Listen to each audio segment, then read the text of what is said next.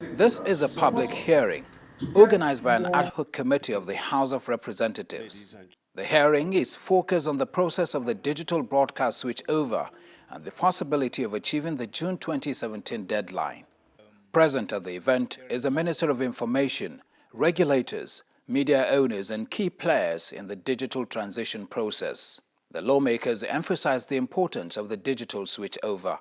The digital switchover, as you are aware, is a global innovation currently making waves around the world. It is a time-bound with dire consequences for countries that are unable to switch over at the given deadline. The National Broadcasting Commission, speaking on the ongoing process, outlined steps that have been taken so far. A trust fund run by very eminent Nigerians.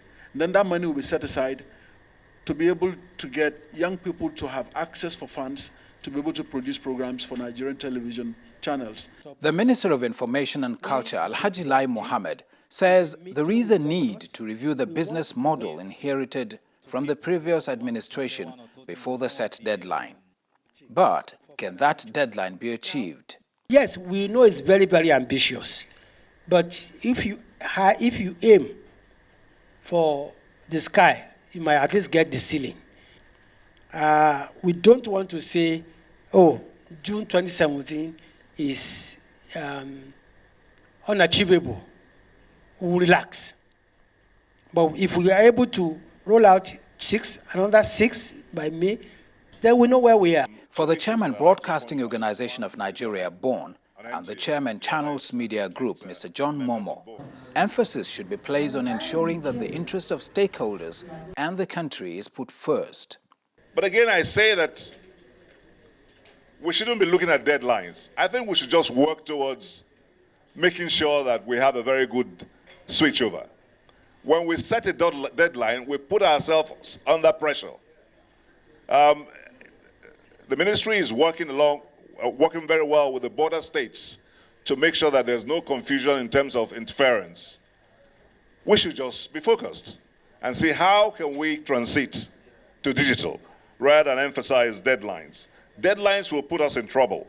Another interesting public hearing during the week was a hearing on the 2017 budget. This is the first time the National Assembly is organizing a public hearing on the budget. For the presiding officers of both chambers, the National Assembly is determined to transform the 2017 budget proposal into a development tool. We pass an appropriation bill every year, and 2017 will not be an exception. But we have tasked ourselves, particularly this year, on reforms of the budget process to ensure a more transparent and accountable system. While government has made efforts to ensure that the provisions of the budget proposal aligns with the arcing goal of putting the economy out of recession and laying the foundation for diversified growth, certain provisions are clearly off the path. The budget must address the critical issues setting back our national growth and development. For some of those invited to make presentations at the event, government is yet to take a strong stand to confront the challenges facing the country. To confront the challenges is not yet there. I have not seen it in the way we are doing our budgetary process. I have not yet seen it in the ultimate demonstration of that momentum that will bring the transformation that we need.